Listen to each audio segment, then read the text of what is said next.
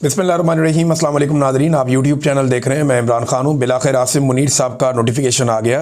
काफ़ी लंबा काम हो गया था और बहुत सारी चमगोइयाँ हो रही थी। पहले बहुत सारे लोग कह रहे थे किसी नोटिफिकेशन की ज़रूरत नहीं है, तो उन सारे लोगों के लिए बड़ी शर्मिंदगी की बात है कि नोटिफिकेशन ही बिलाखिर आया। और सदर पाकिस्तान की जानिब से दो नोटिफिकेशन जो है वो दो किस्म के सामने आए हैं। एक उन्होंने अंग्रेज़ी में ट्वीट किया जो प्रेसिडेंट ऑफ पाकिस्तान का अकाउंट है, और दूसरा उन्होंने उर्दू में ट्वीट किया। और दोनों के अंदर जो बताया गया वो एक ही चीज़ है, लेकिन जो नीचे नोटिफिकेशन है अगर उन्हें आप गौर से देखें तो एक के अंदर जो अंग्रेज़ी में पहले किया गया उसमें डेट नहीं लिखी हुई, यानी आसिफ अली जरदारी के दस्तखत हैं। दोनों दस्तखत हैं, मामूली से फ़र्क है, इतना तो हो ही जाता है हर एक का दस्तखत करते हुए। लेकिन जो तारीख़ है, तारीख़ का खाना खाली है, यानी 12/2025 लिखा हुआ है कि दिसंबर 2025। लेकिन जब आप इसका उर्दू वाली ट्वीट देखते हैं जिसमें बताया गया कि जरदारी साहब ने फील्ड मार्शल आसिम मुनीर की बैक वक्त, यानी एक ही वक्त में उन्हें आर्मी चीफ और CDF chief of the defence forces के लिए 5 साल के लिए बतौर आर्मी चीफ और चीफ ऑफ डिफेंस फोर्सेस तकर्री की मंजूरी दे दी है। और जो एयर चीफ है ज़हीर अहमद बाबर सिद्धू, इनकी मुद्दत मुलाजमत में 2 साल की तौसीक़ की गई है और ये तौसीक़ शुरू होगी 19 मार्च 2026 से, जब वो पिछली तौसीक़ से रिटायर होंगे। तो ये इनको बार बार तौसीक़ मिल रही है। नवाज शरीफ साहब का बड़ा अच्छा ताल्लुक़ है इनके साथ, ज़हीर अहमद बाबर सिद्धू साहब के साथ, और उसी ताल्लुक़ की बुनियाद के ऊपर इनको भी ऐसा लगता है कि तौसीक़ मिल गई है।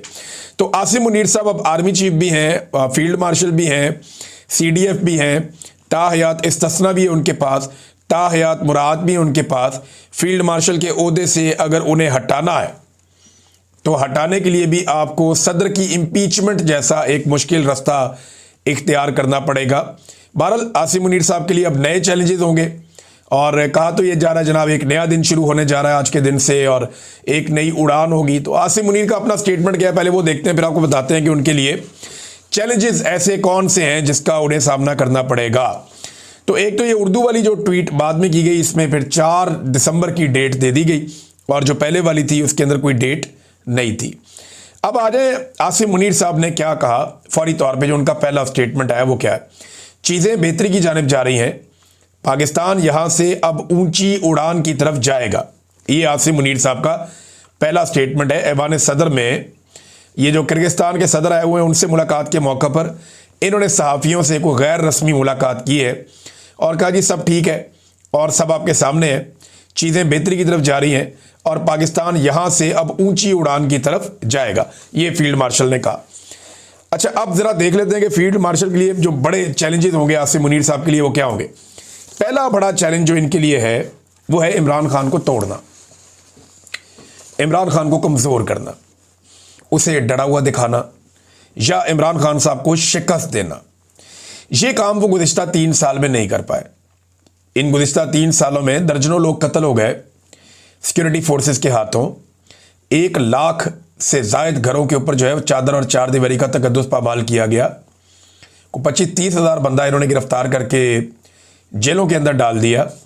इमरान खान साहब की बहनों को गिरफ्तार किया, भांजों को गिरफ्तार किया, फौजी अदालत में एक भांजे का केस चलाया, बीवी को गिरफ्तार किया, सारी की सारी पार्टी का बेड़ा गर्क कर दिया। लेकिन इसके बावजूद 3 साल से इमरान खान साहब को तोड़ना या कमज़ोर करना आसिम मुनीर साहब के बस से बाहर रहा। तो क्या अब वो इमरान खान को तोड़ पाएंगे, बड़ा सवाल ये है। दूसरा, मईशत। अब क्योंकि फील्ड मार्शल जिम्मेदारी लेते हैं मईशत की, नॉर्मली ये फौजी की रिस्पॉन्सिबिलिटी नहीं होती, वो अपना दिफा का काम करता है। लेकिन ये जो फील्ड मार्शल हैं ये हुकूमत की तरह प्रिटेंड करते हैं, ये ऐसा दिखाते हैं जैसे सारा निज़ाम ये कंट्रोल कर रहे हैं और इसमें बड़ा फ़ख्र महसूस करते हैं। तो अब मईशत जो है वो इनके लिए एक बहुत बड़ा चैलेंज है।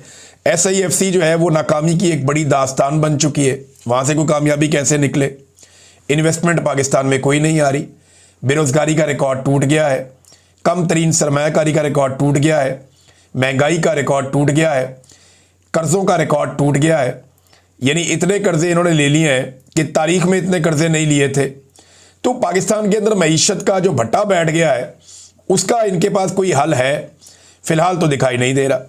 फिर तीसरा जो बड़ा चैलेंज होगा वो होगा अवामी एतमाद की बहाली। यानी जिस इदारे से इनका ताल्लुक़ है फील्ड मार्शल आसिम मुनीर का, इनकी पॉलिसीज की वजह से अवाम और इदारे के अंदर दूरियां पैदा हुई हैं। ये एतमाद कैसे बहाल होगा, ये बहुत इंपॉर्टेंट है।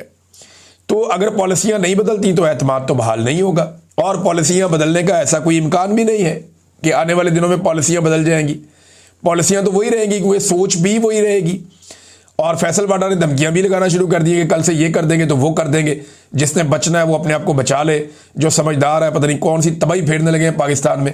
जितनी तबाही फेर दी अब इससे बड़ी और कौन सी इन्होंने तबाही फेरनी है। तो अवामी एतमाद की बहाली एक बड़ा चैलेंज है आसिम मुनीर के लिए। चौथा चैलेंज, दहशतगर्दी का हल। अब जिस तरीके से ये दहशतगर्दी का मसला हल कर रहे हैं, इस तरीके से गुज़िश्ता कई दहाइयों से ये मसला हल नहीं हुआ। दहशतगर्दी के मसले का हल ऑपरेशन की बजाय डायलॉग के अंदर है।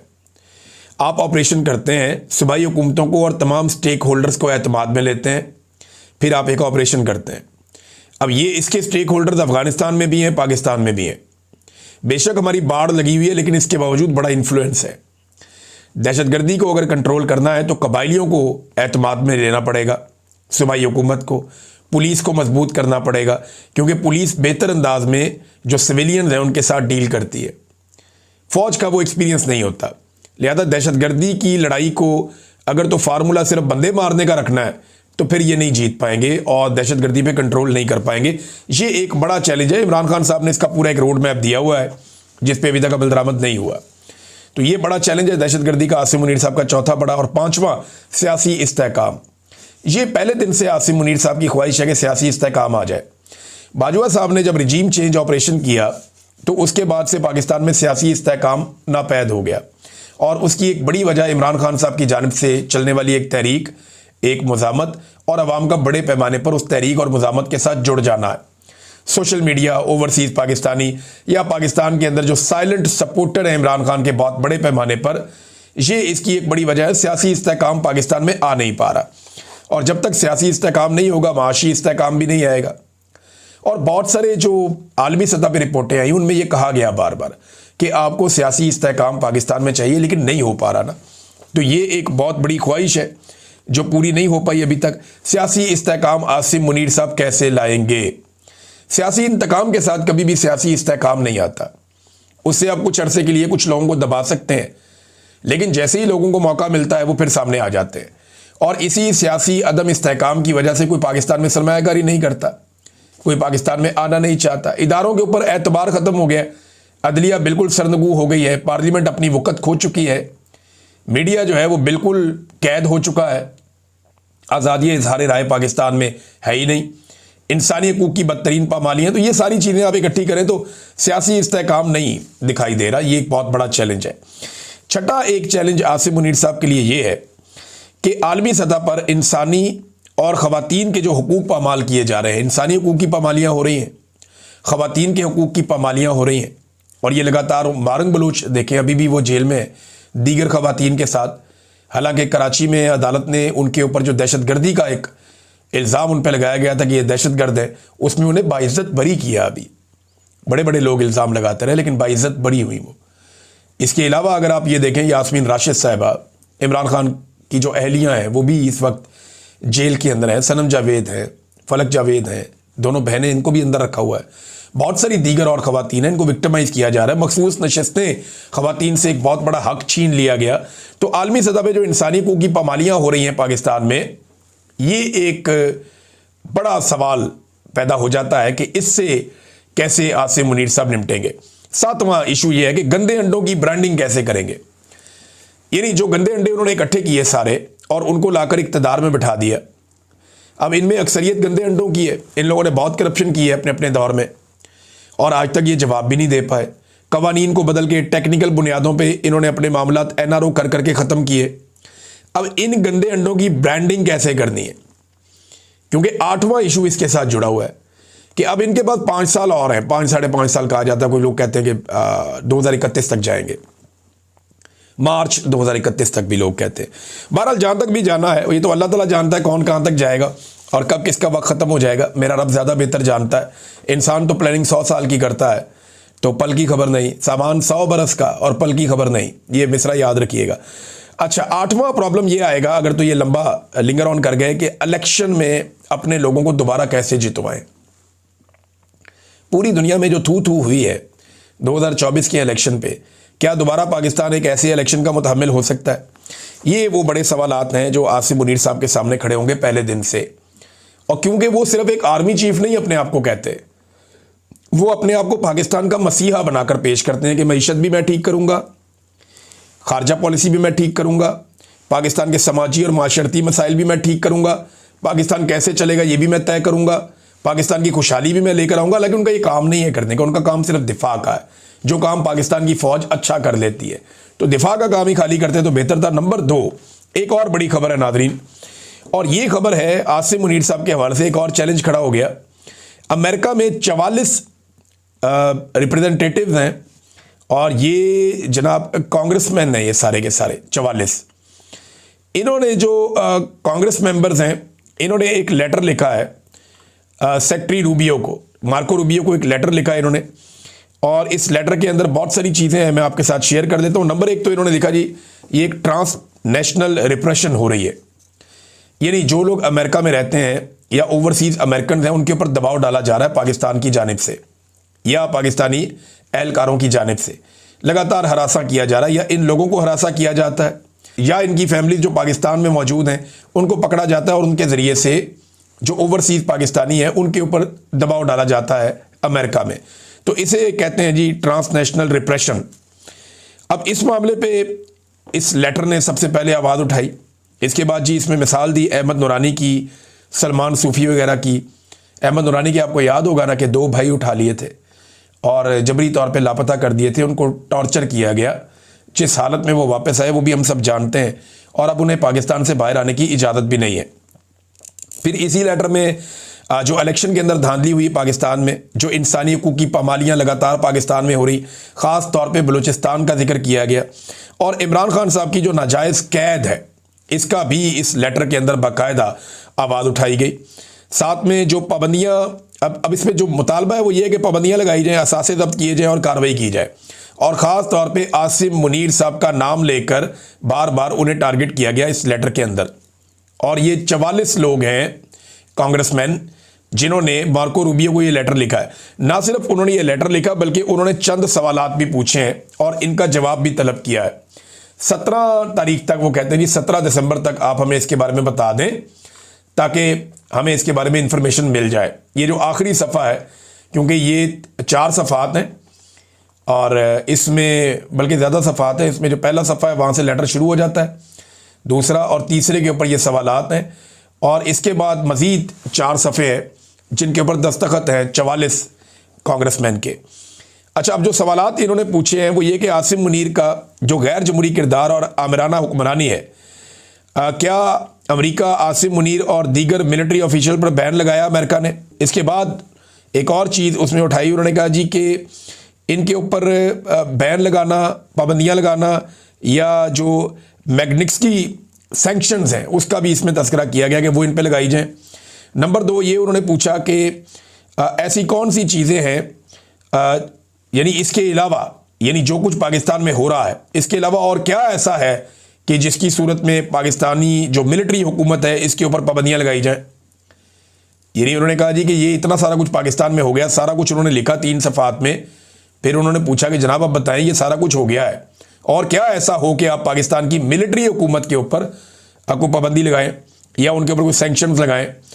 फिर उन्होंने एक और सवाल पूछा कि अमरीकी हुकूमत इस बारे में क्या कर रही है कि अमरीकी शहरी जो पाकिस्तानी भी है ना, ओवरसीज पाकिस्तानी है तो वो अमरीकी शहरी हैं वहाँ पे, क्योंकि जो अमरीकी शहरियों पे जो दबाव डाला जा रहा है उनके ख़ानदानों को पाकिस्तान में महफूज करने के लिए अमरीकी हुकूमत किस किस्म के इकदाम कर रही है, ये भी सवाल उठाया गया। फिर ये भी पूछा गया कि डोनाल्ड ट्रंप की शहबाज शरीफ से मुलाकात हुई, उससे पहले आसिम मुनीर से मुलाकात हुई, इन मुलाकातों में क्या ये मामलात उठाए गए जिनका हमने तस्करा किया लेटर में, और अगर उठाए गए तो इनका फॉलोअप क्या है, किस किस्म की पाबंदियाँ लगवाई गई या लगाई गई, ये भी सवाल उन्होंने पूछा। फिर आखिर में उन्होंने एक बड़ा इंपॉर्टेंट क्वेश्चन किया, उन्होंने कहा जी आसिम मुनीर के साथ आप एंगेजमेंट करते हैं तो अमेरिका तो डेमोक्रेसी में मानता है, ह्यूमन राइट्स में मानता है, तो जब आप उनके साथ एंगेजमेंट करते हैं तो ऐसी एंगेजमेंट से जो अमेरिका के जमहूरियत और इंसानी हकूक़ के हवाले से पॉलिसी है उन उसूलों की खिलाफ वर्जी हो जाती है, क्या नहीं होती, ये भी उन्होंने पूछा। तो अब ये 5 चीज़ें उन्होंने पूछी हैं। मार्को रूबियो को लेटर आएगा जवाब में, तो फिर पता चलेगा कि वो इसका जवाब क्या देते हैं। लेकिन पाकिस्तान के अंदर अभी फ़िलहाल आसिम मुनीर साहब ने वो अचीव कर लिया जो वो अचीव करना चाहते थे।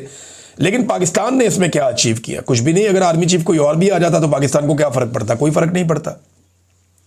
पाकिस्तान को फ़र्क पड़ेगा जब पाकिस्तान में मैंडेट का एहतराम किया जाएगा, जब इंसानी हकूक़ की पामालियाँ बंद हो जाएंगी, जब अदलिया आज़ाद हो जाएगी, मीडिया आज़ाद हो जाएगा, जब पाकिस्तान में आज़ादी इज़हार राय होगा, जब पाकिस्तान के अंदर रूल ऑफ लॉ होगा, जब पाकिस्तान में 2 नंबरी और फ्रॉड बंद हो जाएगा, जब पाकिस्तान में एहतसाब का एक गैर जानिबदार सिस्टम होगा जिसकी मौजूदगी में करप्शन कोई नहीं कर सकेगा, जब इदारे सियासत में मुदाखलत बंद कर देंगे, जब ये सारी चीज़ें हो जाएंगी ना, सिफारिश रिश्वत ये चीज़ें ख़त्म हो जाएंगी और अपनी मर्ज़ी के बंदे इधर लगाओ उधर लगाओ, जब ये खेल ख़त्म हो जाएगा तो याद रखिएगा कि पाकिस्तान की किस्मत बदल जाएगी।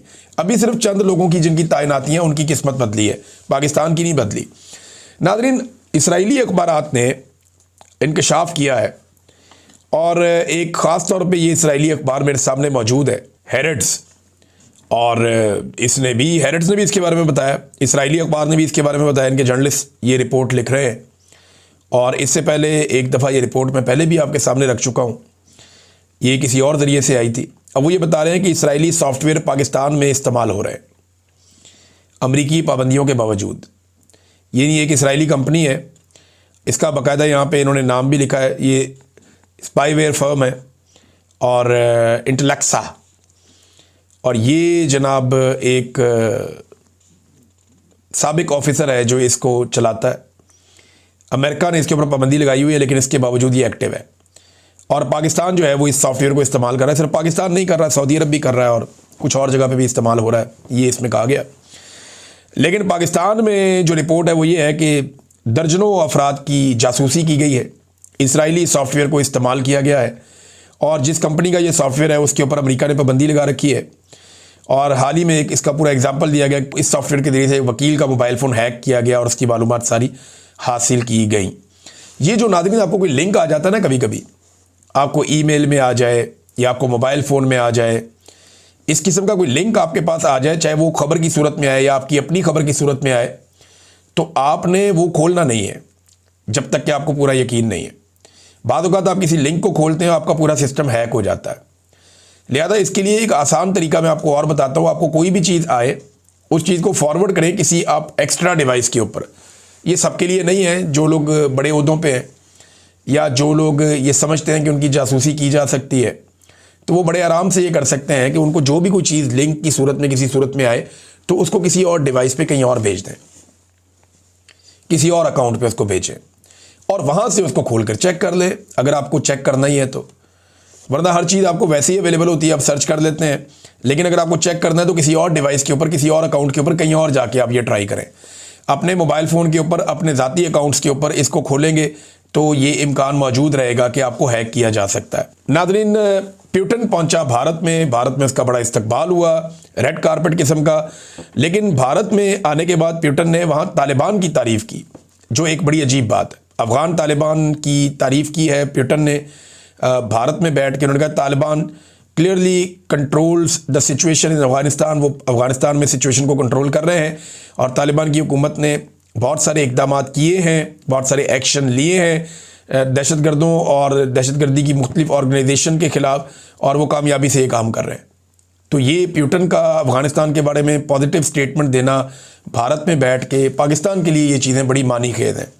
देखिए, हमने अमेरिका के साथ अपने ताल्लुकात कुछ बेहतर किए हैं और वो इस बुनियाद पे किए हैं कि हमने बहुत सारे उनके मफादात को सपोर्ट किया अमेरिका के, चाहे वो इसराइल का मामला हो, फ़लस्तीन का मामला हो, अफ़गानिस्तान का मामला हो, मादनियात का मामला हो, अमन के नोबेल प्राइज़ का मामला हो, जो भी है पाकिस्तान ने बहुत सपोर्ट किया डोनाल्ड ट्रंप को। उसके जरिए से हमने अमेरिका के साथ कुछ ताल्लुकात बेहतर किए हैं, मगर बज़ाहिर ये दिखाई देता है कि जो ख़ित्ता पाकिस्तान का है, जहाँ पे पाकिस्तान मौजूद है, उस खित्ते में तवाज़ुन पाकिस्तान बरकरार नहीं रख पाया, या पाकिस्तान का रिजीम जो मौजूदा है वो ये नहीं कर पाया और अच्छे ताल्लुकात बनाने में पाकिस्तान यहाँ पे कामयाब नहीं रहा।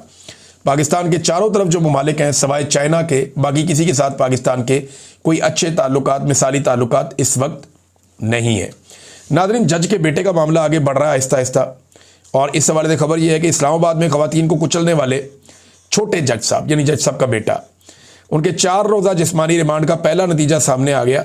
हादसे में जाँ बहक होने वाली एक लड़की का ख़ानदान सुलह के लिए मान गया, ताहम दूसरे ख़ानदान को मनाने के लिए रात गए तक कोशिशें जारी हैं। पूरे सिस्टम की भरपूर कोशिश है कि सुबह जिस्मानी रिमांड मुकम्मल होने के बाद जेल जाने से बचा जा सके। ट्रैफिक हादसे में कमज़ोर तरीन दफात के तहत दर्ज FIR में 4 रोज़ा जिस्मानी रिमांड को सुलह के लिए वक्त देना ही समझा जाए। यानी अब आप समझ लेना, बड़े आदमी का बच्चा है और बड़ा आदमी वो जो इस वक्त सिस्टम को पसंद है और सिस्टम लेकर आया उन्हें, तो फिर ऐसे जज साहब की इस किस्म का कोई केस आ जाए तो मेरे ख्याल में ये तो बड़ा गोल्डन चांस है एजेंसियों के लिए। अब इन जज साहब को कहीं भी इस्तेमाल किया जा सकता है, यानी इनके बेटे के नाम पे इन्हें जब चाहे ब्लैकमेल किया जा सकता है। जज साहब के बेटे के नाम के ऊपर ये मुद्दई अभी सुलह कर लेंगे, कल को ये किसी वक्त भी स्टेटमेंट दे सकते हैं कि जनाब हम पे दबाव डालकर हम पे सुलह करवाई गई, उस वक्त हम वो सुलह नहीं करना चाहते थे, केस दोबारा रीओपन किया जाए। तो ये बड़ा मामला है जो हमेशा एक फंसा रहेगा और ये गले की हड्डी बना रहेगा। तो ये इस तरह का मामला तो हमेशा बड़ा सूट करता है पाकिस्तान के सिस्टम को कि किसी बंदे को काबू करना हो तो बड़ा आसान तरीका है। नाज़रीन, अब तक के लिए इतना ही। अपना ख्याल रखिएगा, अपने इस चैनल का भी। अल्लाह हाफ़िज़।